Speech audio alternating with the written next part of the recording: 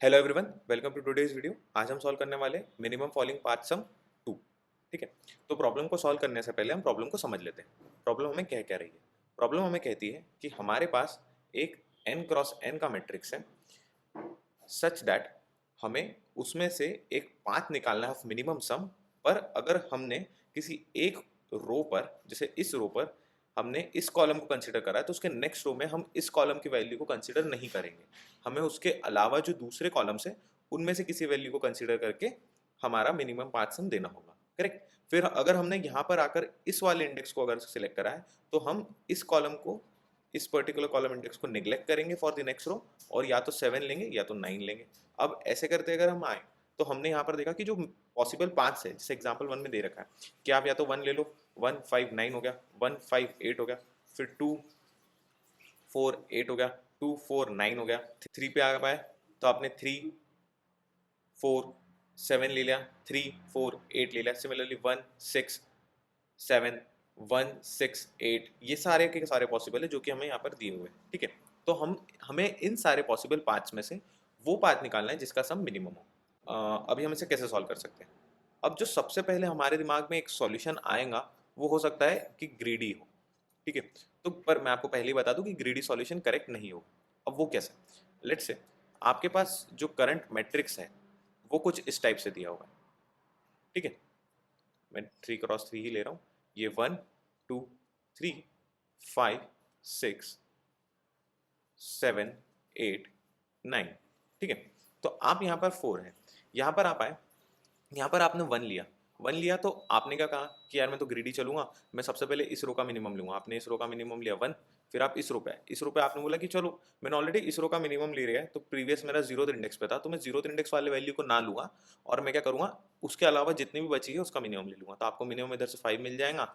और फिर यहाँ पर आए, आपने कहा कि मेरा प्रीवियसली जो मैंने रो सिलेक्ट करी थी वो 1 थी, मैं इस वाले इंडेक्स को नहीं लूंगा, मैं उसके सिवा ले लूंगा। तो 7 और 9 में से मेरा मिनिमम आ गया 7। आपने इसका सम करा, आप बोलोगे 13। ग्रीडी अप्रोच तो सही चल रही है, बट नहीं चलेगी। क्यों? लेट से यहाँ पर 4 ना होकर कोई छोटी वैल्यू होती, वापस 1 होती, तो हम क्या करते हैं? तो हम ये करते हैं, यहाँ पर भी अगर हम ग्रीडी अप्रोच से चलते हैं तो 1 आए, यहाँ पर 5 आए, यहाँ पे 7 है, आपका आंसर क्या है? 13। बट एक और सॉल्यूशन आपको दिख रहा है कि आपने यहाँ पर 2 लिया, यहाँ पर आपने 1 लिया, सम कितना हो गया? 3। और फिर यहाँ पर आपने 8 ले लिया, कितना हो गया? 3 and 8 11, that is less than 13। तो हमारा आंसर अब क्या हो गया? 11। तो पॉसिबल है कि आप यहाँ पर ग्रीडी ना जाकर किसी और मैक्सिमम ले लो, बट नीचे वाली वैल्यू इतनी कम हो कि वो ग्रीडी अप्रोच को करेक्ट ना करे। ठीक है, तो अब इसको सॉल्व कैसे करेंगे? इसका मतलब हमें, अगर हमें हर कॉम्बिनेशन को ट्राई करना है तो इसका मतलब हमें समझ में आता है कि हमें कुछ रिकर्सिव अप्रोच लगानी पड़ेगी। ठीक है, रिकर्सिव अप्रोच क्या लगाएंगे? सबसे पहले हम 1 पे आए, हमने 1 को कंसीडर करा। या तो दो ऑप्शन है, या तो 1 को कंसीडर करो या तो 1 को कंसीडर नहीं करो। अगर हमने 1 को कंसीडर करा तो हम प्रीवियस वैल्यू क्या रख देंगे कि प्रीवियस कॉलम जो हमने लिया है वो था 0। जब हम नेक्स्ट नेक्स्ट रो पे आए, तो हमने नेक्स्ट रो पे आए, हमने नेक्स्ट रो को बोल दिया कि भाई प्रीवियस कॉलम था 0, तो हमने प्रीवियस कॉलम 0 वाले को निग्लेक्ट करके बाकी सब में इटरेट करा। इसमें भी था, या तो आप इसे इंक्लूड करो या तो एक्सक्लूड करो, या तो इंक्लूड करो या तो एक्सक्लूड करो। सिमिलरली जब आप इसे इंक्लूड करोगे तो आप बोलोगे कि इस वाले को छोड़ के बचे हुए सारों को ले लो। ठीक है, तो कुछ ऐसा सा सॉल्यूशन करेंगे जो कि वर्क करेगा।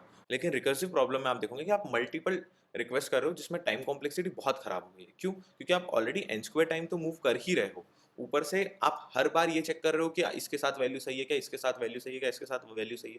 तो रिकर्सिवनेस में आप ये देख रहे हो कि ऑलरेडी जो चीज़ आपको निकल चुकी है उसे आप बार बार लेने जा रहे हो। तो अगर कोई ऑलरेडी चीज़ हम एक बार निकाल चुके हैं और बार बार उसे लेने जाते हैं, तो इसका मतलब क्या है? हम वहाँ पर मेमोआइजेशन लगा सकते हैं। ठीक है, और अगर हम रिकर्सिव प्लस मेमोआइजेशन रखते हैं तो उसका मतलब क्या है कि हम उसे डीपी पे से सॉल्व कर सकते हैं। हमने एक डीपी बनाया ऑफ n+1 रो। ठीक है, तो आपके पास ऑलरेडी 3 रोज तो है, हमने एक चौथी रो बना दी, इसमें सम देते हैं 0 0। ठीक है, आप आए यहाँ पर, आपने यहाँ पर आकर चेक करा कि आप सबसे पहले लास्ट इंडेक्स पे आए 9 पे, तो ये किस कॉलम में है? ये है सेकंड कॉलम पे। ठीक है, ये 0 1 2 सेकंड पे। तो आपने कहा कि सेकंड को छोड़ के इसका जो नेक्स्ट था, इनमें मिनिमम क्या है? 0 0 0। इनमें मिनिमम क्या है? 0। तो आपने 9 + 0 कर दिया, ये बन गया आपके लिए 9। ठीक है, फिर आप जब 8 पे आए तो 8 कौन सी इंडेक्स पे? फर्स्ट। तो आपने बोला फर्स्ट को छोड़ के 0 और 2 में से मिनिमम क्या है? तो 0 0 में से मिनिमम क्या है? 8। देन 7 पे 0 0 में से मिनिमम क्या है 7, तो आपको ये वाली रो मिल गई। देन आप जब नेक्स्ट रो पे मूव करें 6 कौन से इंडेक्स पे 2, तो मतलब इस वाले को छोड़ के आप इनमें से देखोगे, इनमें से देखोगे मिनिमम क्या है 7, तो 7 + 6 कितना हो गया 13। फिर जब आप 5 पे आए तो 5 पे आपने देखा कि 5 के लिए मिनिमम क्या है 7, तो 5 + 7 कितना हो गया 12। देन आप 4 पे आए, 4 पे आपने देखा कि मिनिमम क्या है 8 और 9 में से आपको मिला 8, 8 मिला तो आपने यहाँ पर क्या करा, आपने यहाँ पर 4 + 8 कर दिया 12। फिर आप 3 पे आए, 3 पे आने के बाद आपने ये देखा कि मिनिमम क्या है, दोनों 12 है, दोनों में से कोई भी एक चलेगा, तो 3 + 12 कितना हो गया 15। फिर आप 2 पे आए तो 12 और 13 में से मिनिमम क्या हो गया अगेन 12, तो आपने 2 + 12 कर दिया 14। फिर जब आप 1 पे आए तो 1 पे आपने देखा कि 12 है मिनिमम 12 और 13 में से, तो आपने क्या करा 1 को 12 से ऐड कर दिया और आपको मिल गया 13। जैसे ही आपको 13 मिला, आप यहाँ पर देख रहे हो कि जो पहली रो में आपको दिख जाएगा कि what is the minimum some possible जो इनको इंक्लूड करके मिलेगा। तो अगर 1 को इंक्लूड करा तो मिनिमम पॉसिबल क्या हो सकता है 13, 2 को इंक्लूड करा तो मिनिमम पॉसिबल क्या हो सकता है 14, 3 को इंक्लूड करा तो मिनिमम पॉसिबल क्या हो सकता है 15। तो हम किसी को भी इंक्लूड करें, इनमें से जिस जो मिनिमम होगा वही तो हमारा आंसर होगा। तो हम कुछ नहीं करेंगे, हम इस डीपी के जो फर्स्ट इंडेक्स का मिनिमम निकाल लेंगे और उसे रिटर्न कर देंगे as our result, right, and it would work, correct. इससे प्रॉब्लम तो सॉल्व होगी, बट आप देखोगे हमने जो स्पेस कॉम्प्लेक्सिटी इस प्रॉब्लम को सॉल्व करने के लिए ली है वो है n×n, जो कि गलत है क्योंकि आप पूरी पूरी रो को कंसीडर कर रहे हो, आप किसी इंडिविजुअल को नहीं कंसीडर कर रहे हो। तो अगर आप रो को कंसीडर कर रहे हो तो आपका सॉल्यूशन n स्पेस में भी हो सकता है। वो कैसे होगा, हम क्या करेंगे, या तो बॉटम से टॉप जाएंगे या टॉप टू बॉटम आएंगे, दोनों अप्रोच अच्छी है। अभी हमने बॉटम टू टॉप देखी तो अब हम टॉप टू बॉटम वाली देखते हैं, ठीक है। तो आपने क्या करा, आपने सबसे पहले जो फर्स्ट रो है उसको आपका डीपी मान लिया, आपको मिल गया 1 2 3, ठीक है। फिर आप जब नेक्स्ट रो पे आए आपने फिर इटरेट करना चालू करा नेक्स्ट रो से, आपने इटरेट करना चालू करा नेक्स्ट रो पे, आप सबसे पहले फोर्थ पे आए, फोर्थ पे अभी कौन से इंडेक्स पे, ये 0th इंडेक्स पे। तो 0th इंडेक्स को छोड़ के बचे हुए जितने भी इंडेक्स है उसका मिनिमम क्या है, उसका मिनिमम इस डीपी में क्या है, उसका मिनिमम इस डीपी में 2 है।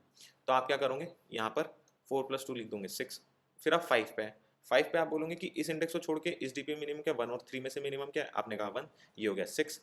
6 पे आए, 1 और 2 में मिनिमम क्या है 1, आपने ऐसे कर दिया 1 + 6 7, करेक्ट। अब ये हो गया आपका नया डीपी। फिर आप जब नेक्स्ट रो के लिए जाओगे तो आप इस डीपी को कंसीडर करोगे। फिर आपने कहा कि 7, इस इंडेक्स को छोड़ के बाकी में मिनिमम क्या है, तो आपने कहा 6, तो 7 + 6 कितना हो गया 13। फिर आप 8 पे आए, 8 पे आपने कहा 6 और 7 में से मिनिमम क्या है, आपने कहा 6, 8 और 6 कितना हो गया 14। देन आप 9 पे आए, 9 पे आने के बाद आपने क्या करा, इन दोनों में मिनिमम क्या है 6, तो 9 और 6 कितना हो गया 15। तो ये वही है जो आपकी फर्स्ट रो बनी, और ये जो लास्ट में हमें डीपी मिला ये भी वही है, करेक्ट। अब हमें कुछ नहीं करना है, इसके मिनिमम को देखना है और इसके मिनिमम को रिटर्न कर देना। अब हम देखते हैं कि इसकी टाइम कॉम्प्लेक्सिटी कितनी होगी। तो पहले तो आप ये देखो कि आप प्रॉब्लम में हर रो हर कॉलम पे इटरेट कर रहे हो, ठीक है। आपने रोज पे तो आप इटरेट कर ही रहे हो और हर रो की हर वैल्यू पे इटरेट कर रहे हो, तो आप n×n तो टाइम कॉम्प्लेक्सिटी ले ही रहे हो, करेक्ट। और उसके बाद आपने स्पेस कॉम्प्लेक्सिटी जो ले रखी है वो है ऑर्डर ऑफ n, क्योंकि आपने n साइज का बना दिया। उसके बाद आपने इस टाइम कॉम्प्लेक्सिटी के बाद ये आपको आंसर आ गया, बट इसमें भी आप मिनिमम निकाल रहे हो। देन अगेन आप ऑर्डर ऑफ n कर रहे हो, तो आपने n×n + n करा, तो हम इस n को निग्लेक्ट कर सकते हैं। तो हमारी टाइम कॉम्प्लेक्सिटी होगी ऑर्डर ऑफ n² और हमारी स्पेस कॉम्प्लेक्सिटी होगी order of n। I hope आप लोग को एक्सप्लेनेशन समझ में आया होगा। हम साथ में इसे कोड कर, सो लेट्स कोड। जैसा कि हमने डिस्कस करा था, सबसे पहले हम एक डीपी बनाएंगे, जो फर्स्ट होगी उसको हम एज ए डीपी ले लेंगे, करेक्ट। उसके बाद हम क्या करेंगे, उसके बाद हम इटरेट करेंगे,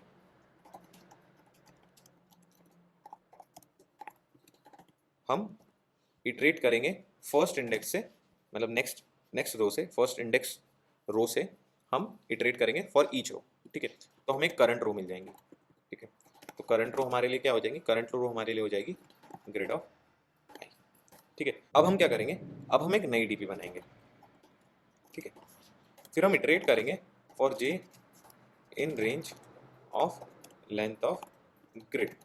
तो हम क्या करेंगे, हम इस न्यू डीपी में अपेंड करेंगे सबसे पहले करंट रो का jth element plus minimum of, हम क्या करेंगे, हम डीपी जो हमारी प्रीवियस डीपी थी till this index plus DP till this index +1, मतलब इसको छोड़ के, जैसे आप फिफ्थ पे हो, आप फर्स्ट इंडेक्स पे हो, तो इसको छोड़ के जो इससे प्रीवियस और इसके बाद में है उनका मिनिमम निकाल लो। हम वही कर रहे हैं, उनका मिनिमम निकाल रहे हैं, उसको ऐड कर रहे हैं करंट वैल्यू के साथ, और हमें उसे नई डीपी में डाल रहे हैं। ठीक है, जैसे हमने उसे नई डीपी में डाला, हम कुछ नहीं करेंगे, हम जो हमारी डीपी है उसको वापस सेट कर देंगे दिस न्यू डीपी से।